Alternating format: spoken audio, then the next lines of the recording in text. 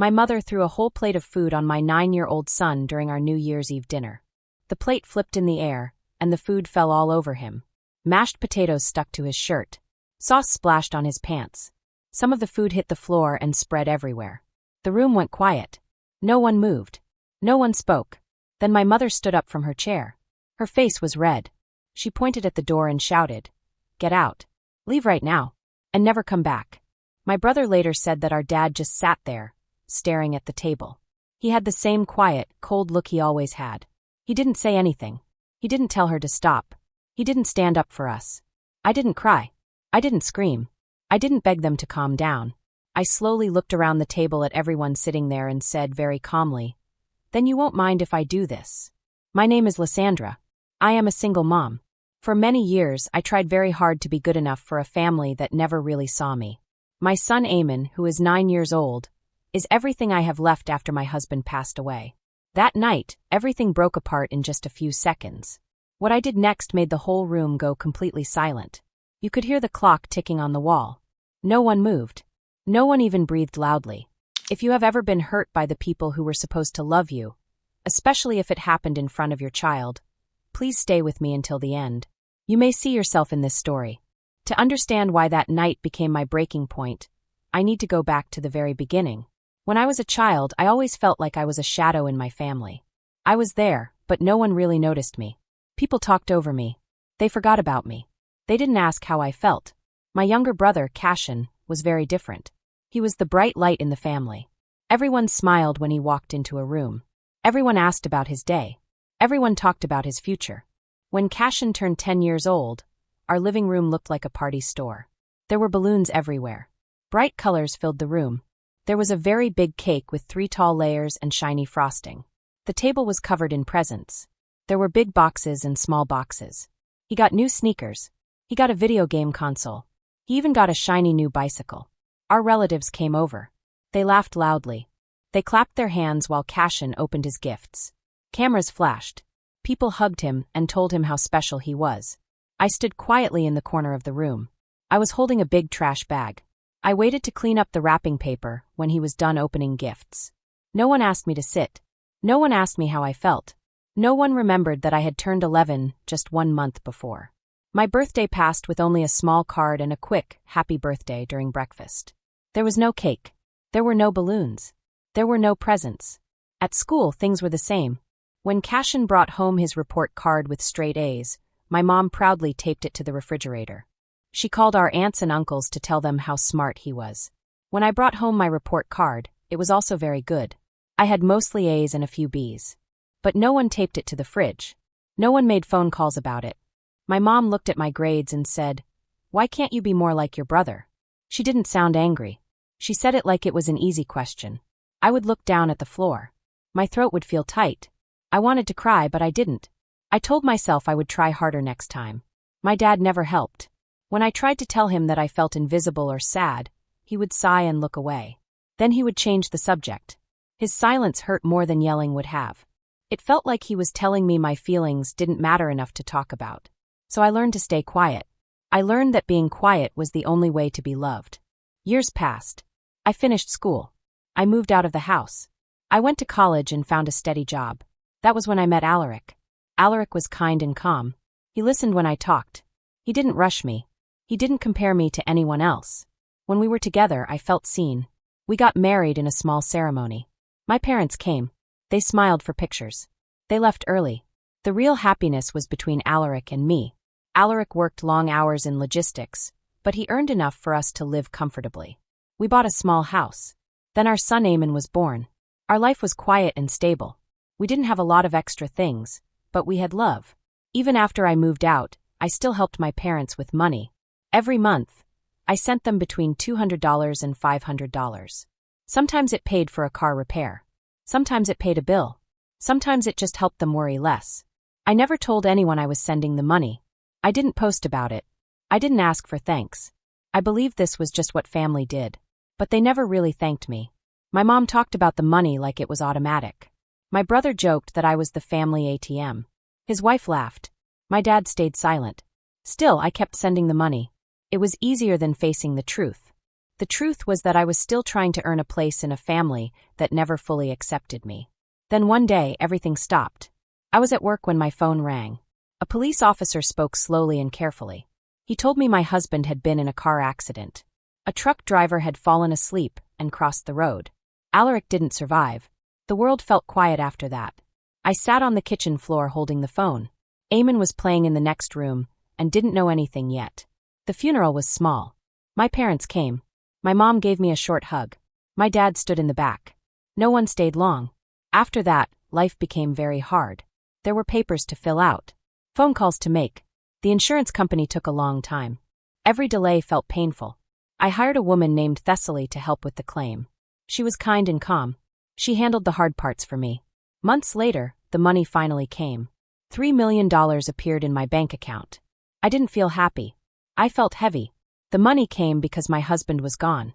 I would have traded it all to have him back. I thought about all the money I had sent my family over the years.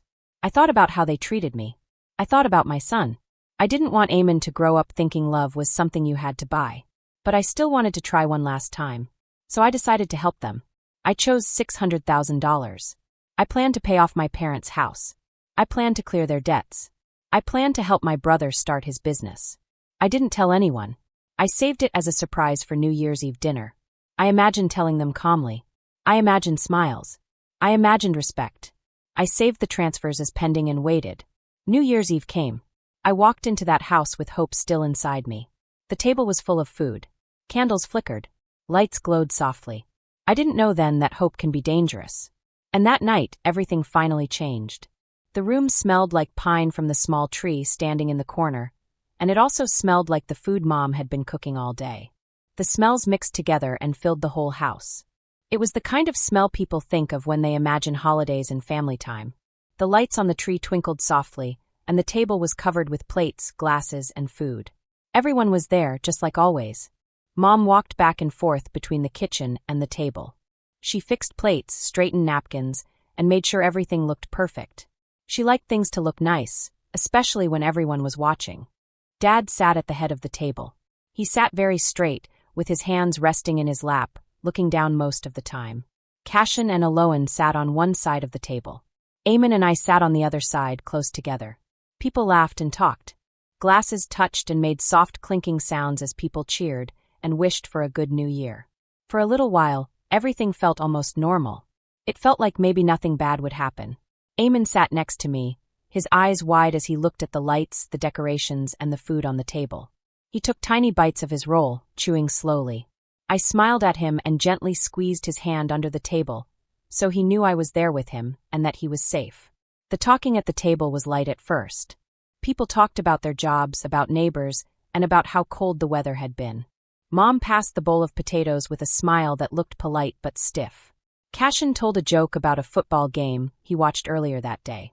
Aloan laughed and said the food tasted really good. I felt my shoulders loosen just a little. I told myself that maybe tonight could be different. Maybe people would be kinder. Maybe we could have one peaceful night. But then the comments started, just like they always did. They were quiet and sneaky, the kind of comments that sound nice but hurt inside. Mom looked at me from across the table. Her smile became thin, like it was stretched too tight. She said, "Lysandra, you look very tired. Still getting used to everything, I guess. Being a widow is hard." That word, widow, felt heavy and painful, even though she said it calmly. It felt like being poked in a sore place. I nodded and tried to keep my voice calm. "I'm managing," I said quietly. Mom tilted her head and looked at me closely. "You always say that," she replied. "But life doesn't stop. You have to pull yourself together, especially for Eamon." Cashin laughed a little and leaned back in his chair. "Yes, sis," he said. "You've been like this for a long time now. Maybe it's time to move on." Aloan nodded and added softly, "It's not good to stay stuck in the past." No one raised their voice. No one sounded angry. They spoke like they were trying to help, like they were giving advice. But their words hurt just as much. They felt sharp inside my chest. I had heard words like these at family dinners for years. I felt that familiar tight feeling in my chest, the feeling that made me want to shrink and disappear. But I swallowed it down. I told myself to stay quiet. I told myself to let it go for Eamon's sake. Then the attention moved to Eamon. Mom looked at him as he carefully cut his meat into small pieces. "He's very quiet," she said. He doesn't talk much, does he? Not like Cashin's kids. They're always so full of energy. Cashin smiled and shrugged. Yeah, Eamon's pretty shy, he said. He needs to come out of his shell more. Eloan smiled too. Kids feel things, she said gently. Maybe he feels the tension in the house. The room suddenly felt heavy, like the air was thick and hard to breathe. Eamon stopped moving his fork. His hand stayed frozen in the air. I felt him shift beside me. I placed my hand gently on his arm to comfort him. He's fine, I said. He's just eating. But Mom didn't stop. She leaned forward, her eyes sharp. You know, Lysandra, she said, if you were more like your brother, things would be easier. Cashin has plans. He knows where he's going. You're still trying to figure everything out. That was the moment everything broke. Mom's face turned red. Her mouth became a hard, straight line. Suddenly, without warning, she reached across the table and grabbed Eamon's plate. Before anyone could react, she slowly turned it upside down. The food fell onto Eamon. The meat slid down the front of his shirt. Thick brown gravy dripped and spread, leaving dark stains. Potatoes stuck to his chest. Green beans rolled into his lap. She didn't move fast. She moved slowly, like she wanted everyone to see what she was doing. The room went completely silent. No one spoke. No one moved. The only sounds were the soft thuds of food hitting fabric and the quiet drip of gravy onto the tablecloth. Somewhere in the distance, the television kept counting down to midnight, but it sounded far away, like it wasn't part of this moment. Eamon froze. His eyes grew wide. His hands hovered in the air, unsure of what to do. His small body became stiff beside me, and his breathing stopped for a second. Everyone stared. No one helped. No one said a word. Then Cashin suddenly stood up. His chair scraped loudly across the floor. His voice was cold and sharp. Get out, he said. Both of you. Leave. And don't ever come back. Dad stayed where he was. He didn't look up. His eyes stayed on his plate. His hands rested in his lap. He didn't say anything. He never did. I didn't scream. I didn't cry. I looked down at Eamon and saw the shock and hurt in his eyes. His shirt was covered in food and gravy. Then I looked at everyone else. Mom stood stiff. Cashin looked angry. Eloan looked shocked. Dad stayed silent. I reached into my pocket and pulled out my phone. I opened my banking app. My finger moved slowly across the screen. I found the money I had planned to send. The money to help pay the house. The money to clear debts. The money to help start a business. All of it added up to $600,000. One by one, I canceled them. Click, click, click. Each sound was small, but in the quiet room they felt loud. Each click meant the money was gone. The air in the room felt empty, like something important had disappeared. I put my phone back in my pocket. I stood up, took Eamon's hand, and walked toward the door without saying a word. The door closed behind us, and the cold night air wrapped around us. Behind us, everything exploded. Mom jumped up so fast her chair fell over. Lysandra, she cried. What did you just do? Her footsteps were quick and uneven as she followed us. Cashin and Eloan came after her. Dad stayed at the table, still not moving. The front door was closed, but every step felt heavy. Mom grabbed my arm tightly. You can't do this, she said. You can't cancel everything. How could you do this to me? I'm your mother. I was just angry. I didn't answer. I gently pulled my arm away and kept walking, holding Eamon's hand firmly. Cashin stepped in front of the door. Wait, he said. This is crazy. You're ruining everything. Eloan stood behind him, silent, her eyes wide. I looked at all of them. Mom was begging. Cashin was angry. Eloan looked scared. Dad stayed far away, quiet as ever. Inside me, something became very clear. I wasn't angry anymore. I wasn't scared. I was done. Cashin opened the door, and we stepped outside. The cold air hit our faces. Eamon's shirt was still dirty, the gravy drying and stiff. I didn't stop to clean it. We walked to the car. I opened the back door and helped Eamon inside. I buckled his seatbelt while he stared down at his lap. I got into the driver's seat and started the engine. The house lights slowly faded in the mirror as we drove away. We didn't talk. The streets were quiet. Holiday lights glowed on houses. Fireworks popped softly in the distance. I drove until I found a clean, safe hotel with bright lights and a front desk open all night. Inside, the lobby was warm and quiet. The front desk worker smiled kindly at Eamon and asked if he wanted a cookie. Eamon shook his head and stayed close to me. We went up to our room. It had 2 beds with white sheets and soft pillows. The room was simple and calm. Eamon stood in the middle of the room, still wearing his dirty shirt. He looked small and lost. I knelt in front of him. "Are you okay?" I asked gently. He looked at me and asked softly, "Mom, do they not like me?" My heart hurt deeply. I took his hands in mine. "No," I said. "You are wonderful and lovable. They just don't know how to be kind. That is not your fault. Never your fault. I will always protect you." He nodded slowly and leaned into me. I hugged him tightly. I helped him change into a clean shirt, one of mine that was too big for him. He didn't mind. He climbed into bed, tired and quiet. I sat beside him and rubbed his back until he fell asleep. My phone buzzed again and again. "Mom. Cashin." I turned it silent. Finally, I answered. "Please come back," Mom cried. "We didn't mean it." I looked at Eamon sleeping peacefully. "No," I said. "Not tonight." I ended the call, turned off the light, and lay down beside my son as the new year quietly began, knowing we were finally safe together. 3 days went by, and nothing happened. The house felt very quiet during those days. No phone calls came. No messages appeared. It was like the world was holding its breath. Then, on the third morning, the real trouble came, and it came from social media. That morning, Eamon and I were in the kitchen. The sun was coming in through the window. Eamon sat at the table in his pajamas, eating cereal from his blue bowl. He swung his legs under the chair and talked about a cartoon he liked. Milk was on the corner of his mouth, and he looked happy and safe. I picked up my phone while he ate, just to check the time. Without thinking, I opened Facebook. That was when I saw Cashin's post. At the top of the screen was a picture. It was a photo of the dining room table from New Year's Eve.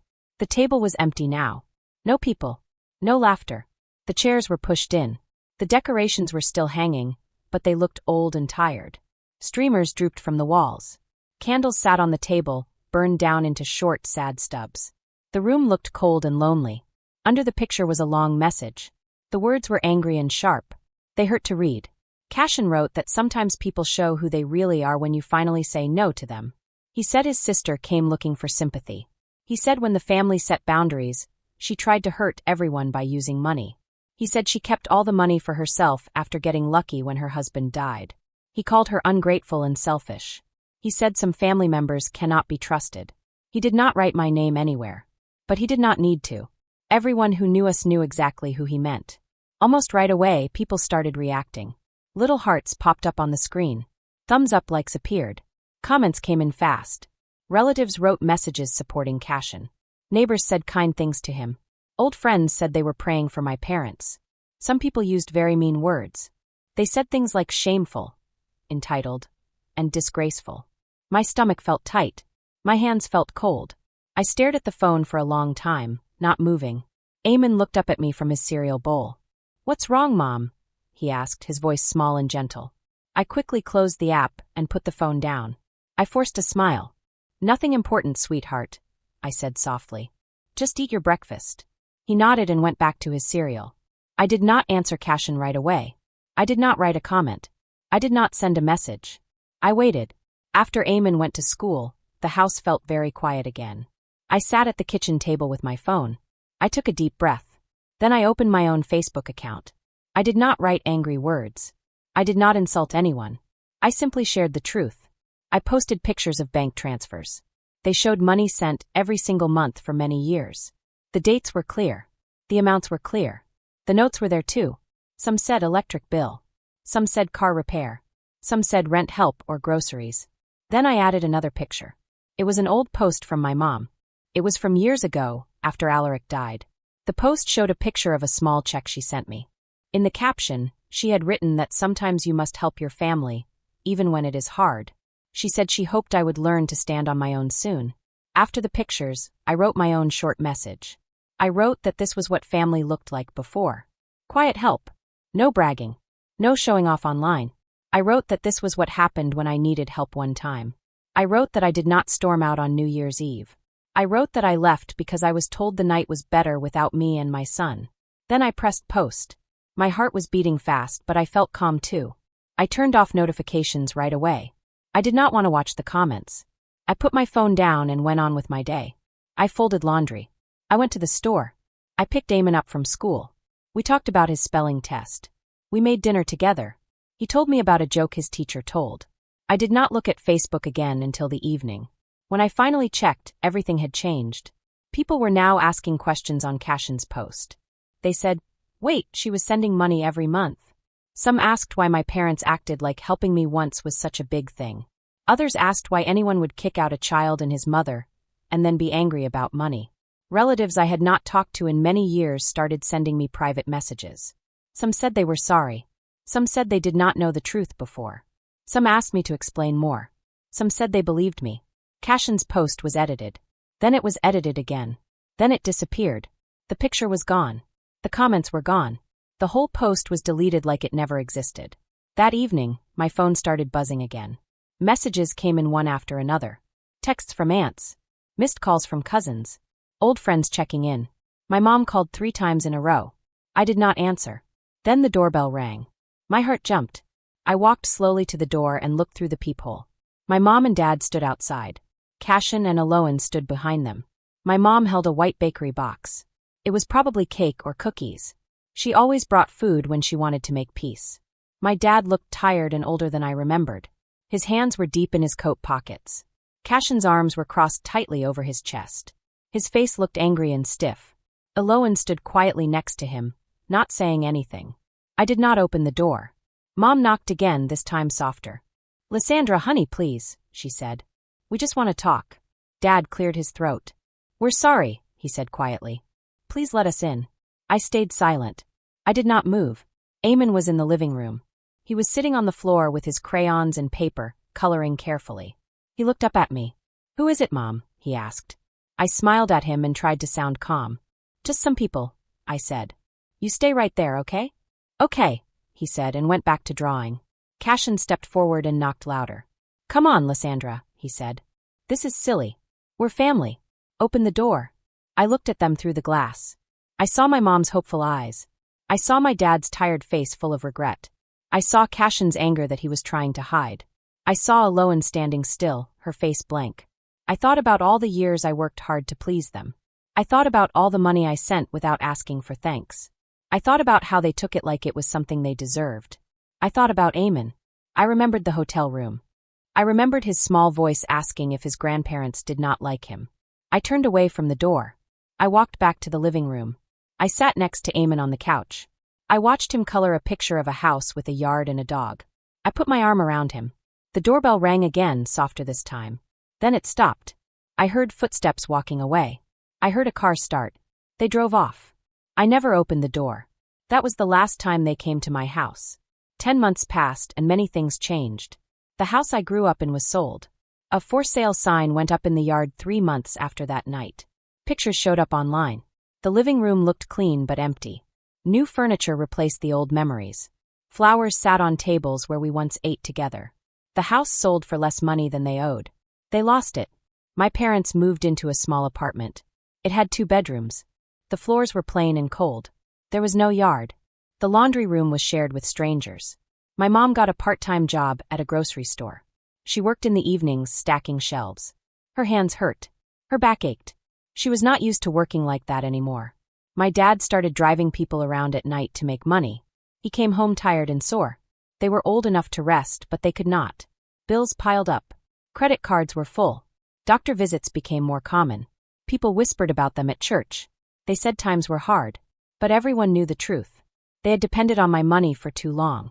When it stopped, everything broke. Cashin's big dream also fell apart. He wanted to open a coffee shop.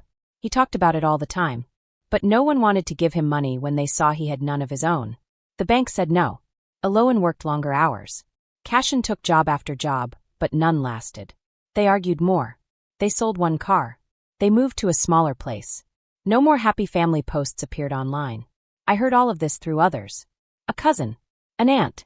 A neighbor. "They're really struggling," someone said. I listened. I said nothing. I did not help. Slowly, people stopped calling. No one blamed me anymore. Quietly, people understood. My life became calm and steady. With the money I had saved, I bought a small house. It was not big or fancy, but it was strong and safe. It had a yard with a fence. Kids rode bikes outside. Parks were close. Eamon had his own room. Blue walls. A desk. A safe place to sleep. I saved money for his future. I saved money for emergencies. We adopted a dog named Fenwick. He loved Eamon more than anything. Our days were simple. School. Work. Dinner. Homework. Laughter. Eamon smiled more. He slept peacefully. He felt safe. One day he asked, "Will we see Grandma and Grandpa again?" I hugged him. "Only if they learn how to be kind," I said. "Until then, we have our family." He nodded and smiled. And that was enough. Sometimes choosing peace is the bravest choice of all.